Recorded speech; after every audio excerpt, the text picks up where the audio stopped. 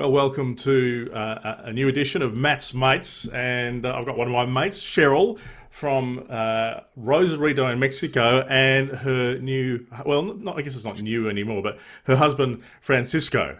Uh, Welcome. It's nice to catch up. It's been a little while. That it How's has. It's good to see you. how's it going there in Rosarito at the moment? How's it How going in Rosarito? yeah, yeah. Well, here in Rosarito is going about the virus is we've been safe in its the government is working and helping people a lot, so we kind of safe. People are really adhering to being careful and social distancing. The stores are well set up to take care of people. As you walk in the doors, there's hand sanitizer. They're disinfecting the buggies in between people. Actually, they're handling things very well. Now, Cheryl, you've done a lot of. And Yeah, go ahead, Francisco. oh yeah, and you when we go to the stores and you we are amazed because people listen to the authorities and following directions. And for sure, we praying for our city and our church. We praying for the government. So thanks God they listen. So, is that normal for Mexico that people listen to the authorities like that? Honestly, no. But like I said before, we pray a lot for our city, for our Mexican governments, and for the entire Mexican country. So God is working in everybody. Now, Cheryl, you do a lot of ministry to women in prison. How's it looking in the prison system at the moment? The prison system shut down the prisons all over Mexico to outsiders. The cool part is we've been going in for the last 10 years. So we have some of the prisoners we have contact with, and they tell us that they're doing really well and they miss us. Hmm. We did hear recently that they have, because of the fear of the prisoners getting sick, they have some sort of a new law that's been passed, and some that have been there for a long period of time, or those that are close to getting out will be released. So when we get back into the prison, we have no idea what it's going to look like. Wow. So, what has been happening? Like, have you been restricted to your homes in Mexico? They want us, especially as seniors, we're both, in our 60s. They want us to remain in our homes except for essential shopping. So Friday is the day we go out, we go to the bank, we go get groceries. Um, because the ministry funds, we're using less of them now. We have been handing out a lot of grocery gift cards to people who are in great need. There are many people have lost their jobs. Hmm. So, yeah, I guess that's always the other side of this at the moment. How how big is the impact on the economy there? Like, how many people would have lost their jobs? Huge, huge amount of people. I don't have a percentage, but there's the little man that stands on the streets selling peanuts, and Hmm. nobody can be on the streets. I don't know how that little man is being fed now. The people Hmm. on the beaches, we are a place of tourism here, and everybody is called to stay inside. Nobody's allowed on the beaches. Those people that are selling hats or food on the beach, I don't know how they're feeding their families. And it's interesting. I mean, here in Australia, we have a social security system that just has kicked in for most Australians. I mean, for foreign residents, it's not working so well, but that wouldn't be the same for the little man selling peanuts on the street in Mexico, would it? No, no, No. no. They do have places through the government where they're giving out bags of food for people, but they have no other source of income that they can get. They do have bills that are deferred. They've given them 4 months um, leeway to pay bills, but other than that, that's all they have is the government is reaching out the best they can with what they've got, supplying food for the people that haven't got any. Yes, And- yeah, go, Francisco. you know, the new president in Mexico is doing a good job, but he's like given money for several people, but it's never enough. Yeah. So he can reach, because he's been in 1 year and he's as president, so he got a lot of work, a lot of stuff to work on it. But he's doing his best too. Yeah, absolutely. And they do have a free medical system, which is good. Yeah, a bit better than the States, but you know, that's good.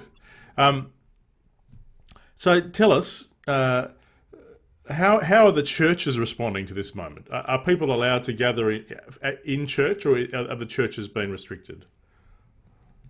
No, the churches are restricted. We are on staff at Calvary Chapel Rosarito, and so we have been doing live streaming and car church.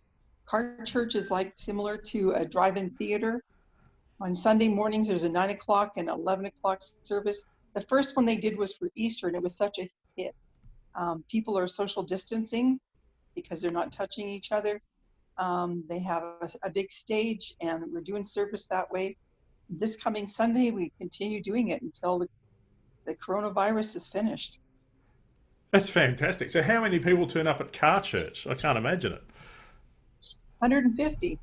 That's 150 cars. So I don't know how many people were in each of those cars, but if you go with 5 people per car, that's a lot of people came. That's brilliant. Well, I'll have to think about that here in Tasmania, car church. How do you hear? I guess people wind down their windows, do they? And you crank up the sound? Is that how it works? They also had a drive-in theater one night, and somehow they figure out that you turn your car on to 89.9 for Spanish and 96.3 for English. I have no idea how they figured this out. It's amazing. I have a sense that some of these things people are not going to want to let go of as we some of these innovations I think will keep on going.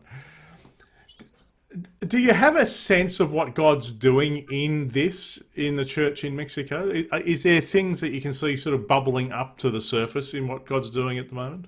Yes, it's amazing. Because people are so hungry and walking in fear and trepidation because they're the uncertainty. We do the live streaming, and we do the all of our staff invite people from their own contact list, and I have people responding that I never dreamt would see church online like that. It's amazing. And then we have people that are getting saved online, so the pastors are responding to them and contacting them and encouraging them, and it's amazing. I think it's interesting. I'm picking that up right across the world, that somehow God is using this to reach people that would not have been reached any other way. Yeah, absolutely. Absolutely. Yeah. So how can people be praying for you guys and the ministry that God has you doing now? Like, what I guess what are your next steps as you prepare to think about the future, and how can we be praying for you? I think the greatest prayer need is when this is all over, getting back into normality, whatever normality will be. I don't think we'll ever be the same, to be quite honest with you, because this has impacted the world, not just a little area, but this has impacted the world. So I've seen through this that our leaders of Celebrate Recovery through the church are so passionate. We reach out to them and encourage them to encourage others, and that's what they're doing. They're having most of us are not into the Zoom yet. We're still doing the video chats on Messenger. And it's kind of cool to hear from our leaders that they're still meeting once a week with their groups. So I think that this has really changed everybody. There is an extra sense of caring for one another. It's beautiful. So, I mean, my prayer would be that would stay, that sense of community, that sense of family would stay even when this is all done, because we've had to stay home. People are cooking more and contacting people by phone more. I think with all the technology, we all got so busy that we were lacking some of that. And my prayer is that will not come back, that we will recognize how much these relationships are. Yeah, absolutely. Now, I first met you when I was the mission pastor at St Albert Alliance Church, and you and Rob were our missionaries. I probably should point out that Rod, your husband, passed away a few years ago now, and so this is a bit of a. It's quite exciting to see you with Francisco. Like for us who have been sort of praying for you and supporting you from a distance, it's been it's a joy to see you two get together. But you were working with a mob called YouGo, but now you're working with a mob called Mission to Every Nation. And how do people support you or get information about your ministry there? We send out, some people send out monthly prayer letters. Mine is every couple months. And, then people find out what we're doing. We have a blog online, under Cheryl Hoople, our Hoople's Hideaway online. And we have been really blessed. God has taken good care of us. We're able to have other people serving alongside us in ministry that are absolutely amazing people that we are able to give love gifts to, because they do a lot of work and they're amazing, and we feel like we have the best job in the world. Yes. For people who are just picking it up, Cheryl's been involved in prison ministry, but particularly recovery ministry, and so Francisco, you've been roped into being part of some of that as well. Is that right? You're part of it now as well. Oh yes, I'm blessed. It's something that I wanted to do all the time, and keep praying. And out of the blues, God gave me a good answer. My wife and serving to a lot of people in our church. Francisco comes from a Celebrate Recovery background. And he has been in the church for the last 9 years. And how many months ago? I don't know. Not that many months ago. I believe it was January. He was ordained as a pastor and the pastor of Celebrate Recovery. Fantastic. That's, as I said, from a distance, like it's just so encouraging to see you guys and to see the ministry and what you've been part of, and Cheryl, the remarkable journey you've been on over the last, I guess is it 5 years? I first met you probably about, I guess it's about 8 or 9 years ago now. Anyway, I'm losing track. They all blend in together, but I am so encouraged, and it's lovely to get a little bit of a glimpse of what God's up to there in Mexico. Thanks for taking the time. And Francisco, I apologise for the Australian accent. It is hard to understand when you know.